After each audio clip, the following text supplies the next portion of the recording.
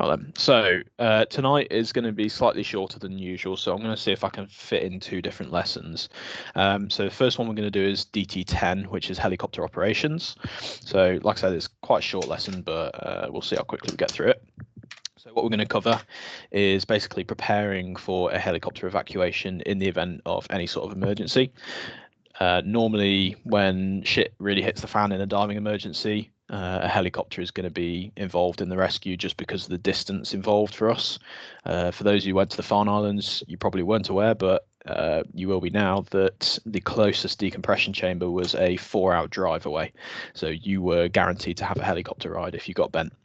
So they're quite important to know how to work with and how they operate. So we're going to go over some lifting techniques such as direct lift, highline transfer, and some techniques for small boats. They all differ slightly, but they all involve a winchman. You'll see throughout the lesson tonight there's a resounding and common instruction, which you'll get familiar with. So just some general considerations before we get started. Helicopters fly by pushing air down, which makes downdrafts and spray, especially on ocean diving. Those who've been on slightly rougher boats, you'll know that spray can be quite unpleasant a lot of the times. So imagine that magnified by 10 times, and that's what you get with a helicopter. So that's quite a big issue that we need to keep in mind. We also get a huge amount of noise, especially when you're underneath the thing. You will not be able to hear each other talk, so communication is quite important. Obviously, as divers, we're quite good at communicating without words, so that kind of helps us in that situation. But do be aware of hand signals being given by the helicopter crew. We'll get onto that similar stuff in a moment. Static electricity. So this is the thing that we're going to keep coming back to. This is something that most people aren't aware of.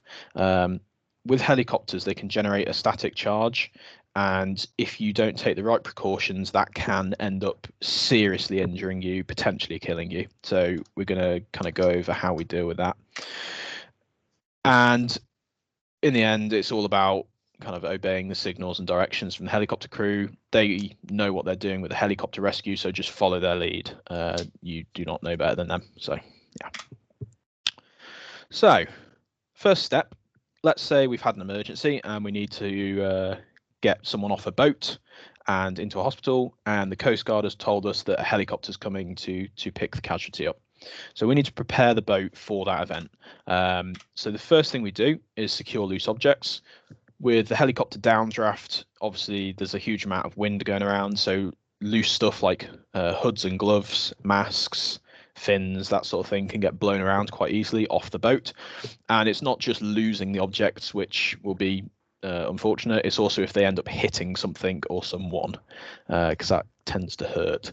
So secure any loose objects that are on the deck.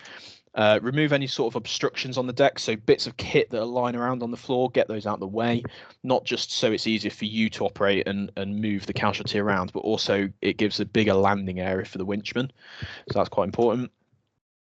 Same point as that. And although this isn't necessarily your consideration, because most of you probably won't skipper a boat, but if you are skippering a boat, make sure that the wind is 20 to 40 degrees on the port bow, so on the left-hand side bow. We'll cover why this is important in a moment. Potentially, this isn't COVID face masks. This is masks that we use for diving, are quite helpful, obviously for spray protection. If we have spray coming across the bow and it's getting in our eyes, salt water in eyes is not very fun. So that's really good for making sure we can still see and operate. And then try and maintain a constant speed and heading so you're predictable for the helicopter, so they can hover next to you and do their thing. As that helicopter actually approaches you, listen out for any kind of commands that the crew give over radio or even signal to you visually, waving out the door or anything like that. The crew on the helicopter will determine what type of lift to use, and they'll tell you what they're going to do normally. 9 times out of 10, you're going to be in radio contact with these guys, so you'll be able to talk to them and they'll talk you through the process, even if you've gotten all this stuff. But the helicopter will position itself relative to the boat around there. Notice how the helicopter is heading directly into the wind. It's quite important because helicopters like flying into the wind rather than kind of perpendicular to the wind. So the first lift type we're going to go over is something called direct lift. It's relatively simple. It's where the helicopter hovers directly over the boat and drops the winchman directly down onto the boat.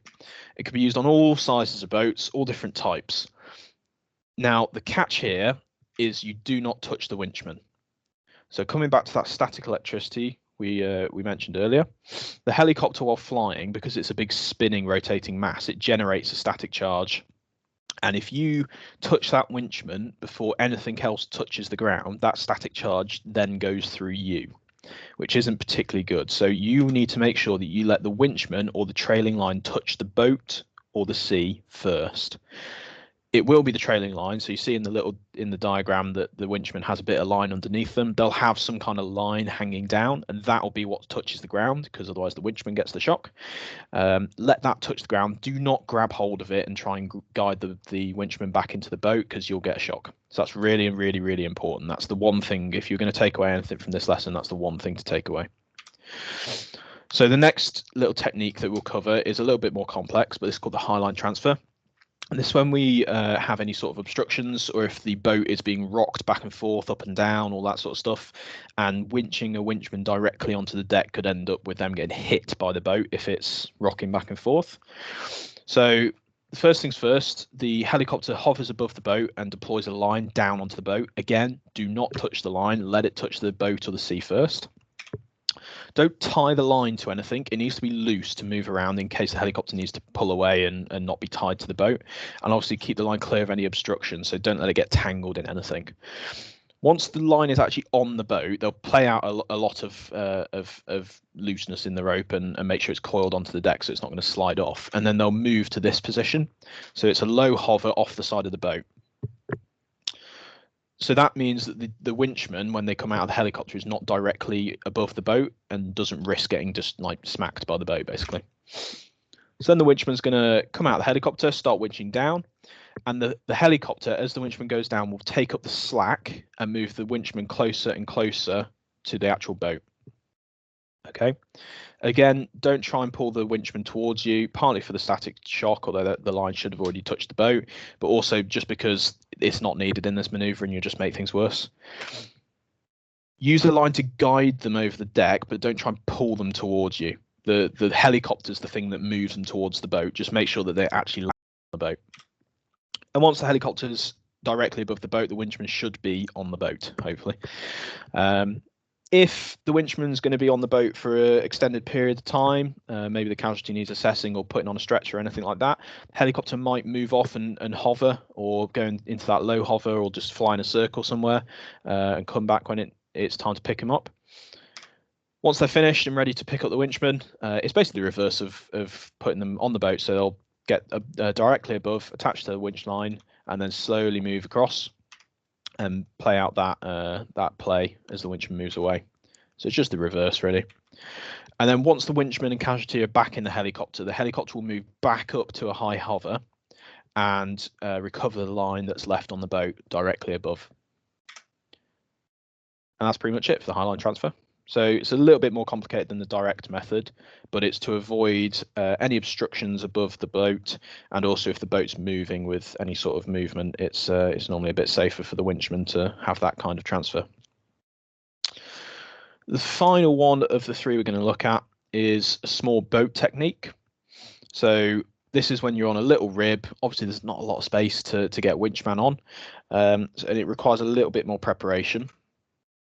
So the first thing you want to do is deploy a sea anchor on the boat. So that'll eventually mean that the boat is now trailing in the wind. So the wind's going to the front of the boat and then to the bow. You also need to wear your diving masks to protect from spray. Obviously, there's a lot less protection from spray on a small boat versus a large boat. So make sure you have those masks on. It should be enough to kind of keep the spray out your face. But yes, it's always helpful. When the helicopter arrives, it'll position the boat pretty much directly above, slightly to the port side. Again, notice the wind direction is going directly into the front of the helicopter, so that's quite important, although the boat should maneuver itself into that direction because of the anchor. Sea conditions really dictate how this is going to go from here. Follow the helicopter crew's instructions. Sometimes they might actually do a highline transfer for this. Sometimes they will winch directly onto the boat. Sometimes they'll actually put the winchman in the water first, and the winchman will then get dragged up onto the boat by the divers. So it really depends on the conditions here, and just follow the instructions from the helicopter crew. And that's it. So quick summary: your helicopter operations are typically involving strong winds and downforce and spray, a lot of noise, so communication is difficult, and static electricity. So make sure you don't touch the winchman or the line before they touch the deck. Preparing the boat in advance, make sure you secure any loose piece of equipment or clear obstructions, and keep in mind that wind direction. You want to make sure that the helicopter is heading directly into the wind. Use the sea anchor if needed, and then your 3 lift techniques that we covered was direct lift, highline transfer, and the small boat technique. Always obey the signals and directions from the helicopter crew. If you're ever really in this situation, 9 times out of 10 they're going to tell you what to do anyway, step by step. So this is more just to kind of prepare you for following those instructions. It's not meant to be too detailed. But that's pretty much it for helicopter operations. Normally it takes a lot longer because we mess around with people sitting on tables, but in this particular case, it's kind of difficult to do that on Teams. So, any questions about that at all before we move on to the next one, which is probably going to be equally as quick?